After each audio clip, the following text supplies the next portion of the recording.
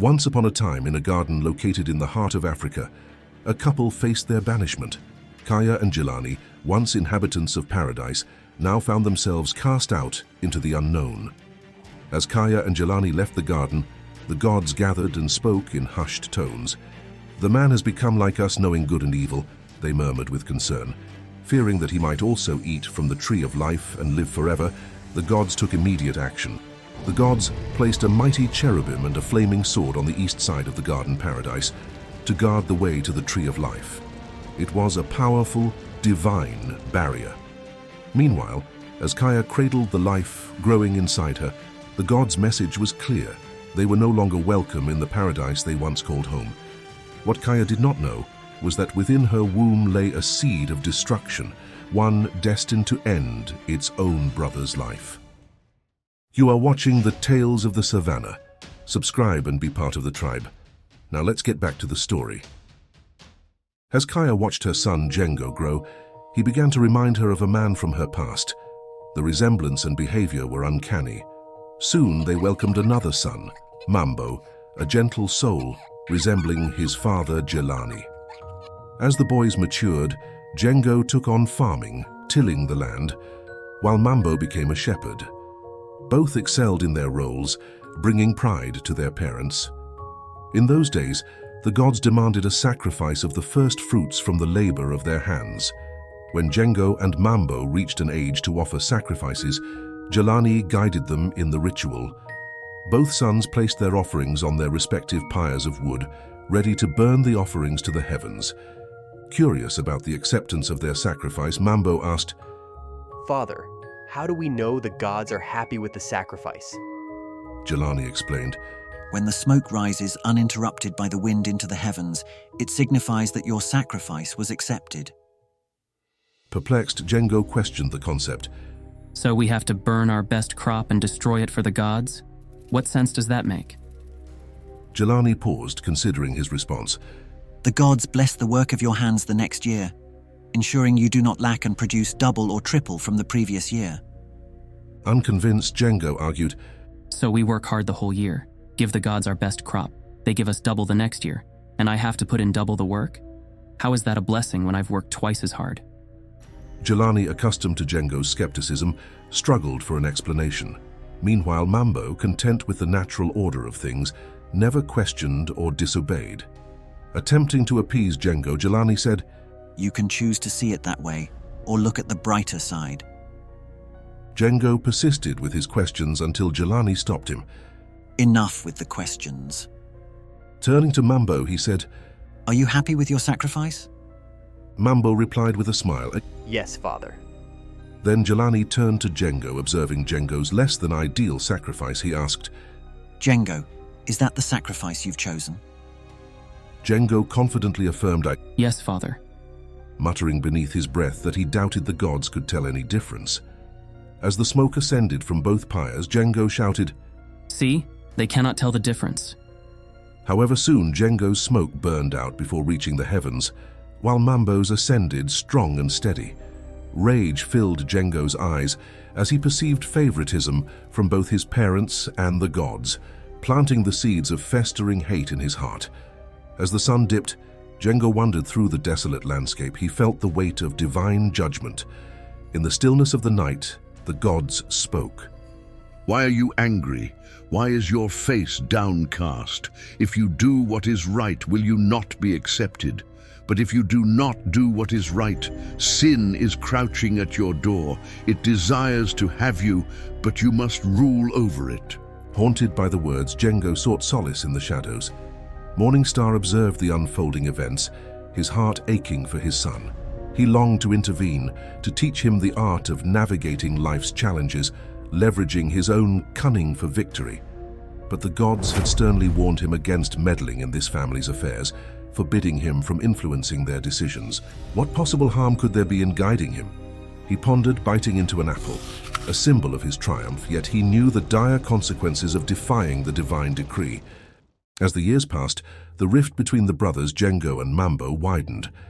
Jengo, consumed by a festering rage, found himself unable to present offerings deemed worthy by the gods. In his mind, the unfair comparison between his long days toiling in the fields and Mambo's seemingly carefree existence under a tree with the grazing sheep fueled his resentment. His anger intensified as he observed his father, Jelani, favoring Mambo, sharing laughter and engaging in endless conversations. Even Kaya, their mother, seemed to shower Mambo with affection. Jengo's attempts to communicate were met with disdain. Whenever he spoke, Kaya would jump up, startled, and reprimand him, saying, "Don't use that tone around me," or "Don't use that voice around me." Jengo, perplexed and wounded, struggled to understand how to interact with his own family. Truth be told, Jengo often sounded like Morningstar, and as the days went by, he started to look more and more like him. His way of speaking, his behavior, sometimes it felt like Jengo was Morningstar. This resemblance, however, ignited a fierce rage within Kaya. It was as if Morningstar taunted her through Jengo's existence, a constant reminder of the fleeting yet historically significant time they once shared. Kaya's aversion extended to Jengo's laughter, a sound that seemed to disturb her to the core. The boy found himself walking on eggshells, unsure of how to navigate the strained relationship with his mother. Kaya, once a source of comfort, now avoided him, turning away whenever his gaze met hers. One day, as Jengo lingered in the shadows of a cave, a dark idea took root in his troubled mind. If I am the only son, they will have to love me more, and the gods will have to accept me by default, he schemed, a twisted smile spreading across his face.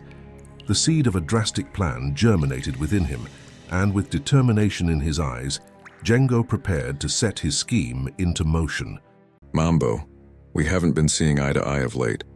Why don't we take a walk to hash things out as brothers? It's not good for us to be at odds. I'm tired of this strained relationship. Jengo expressed a genuine desire for reconciliation in his words. Mambo, delighted by the prospect of bridging the gap with his older brother, eagerly agreed. He had always admired Jengo's prowess in hunting, farming, and athleticism. Despite Jengo's occasional defiance, Mambo revered him, considering him a godlike figure in their small world. Let's go out to the field, Jengo suggested with a smile. Mambo's excitement soared. Jengo rarely allowed Mambo to visit the fields. It was an honor he cherished.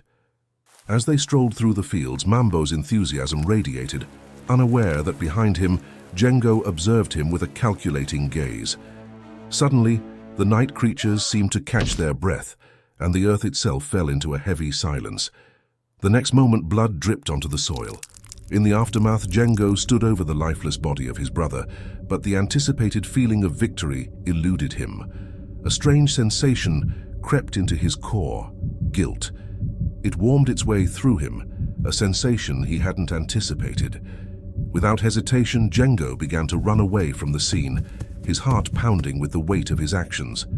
A voice from the heavens pierced the darkness, echoing, "Where is your brother Mambo?" I don't know. Jengo replied defensively. Am I my brother's keeper? The gods responded sternly. "What have you done? Listen, your brother's blood cries out to us from the ground. Now for your punishment.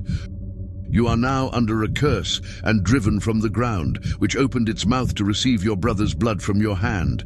When you work the ground, it will no longer yield its crops for you. You will be a restless wanderer on the earth." Jengo pleaded, saying, "My punishment is more than I can bear. Today you are driving me from the land, and I will be hidden from your presence. I will be a restless wanderer on the earth, and whoever finds me will kill me." The gods stopped for a moment. Their customs required an eye for an eye, a life for a life. Yet, for Morningstar's sake, the gods replied, "Not so. Anyone who kills Jengo will suffer vengeance 7 times over." The gods marked Jengo, shielding him from immediate harm. As Jengo went out from the gods' presence, he ventured into the land of Nod, east of the garden, a wanderer marked by guilt and the consequences of his own dark choices.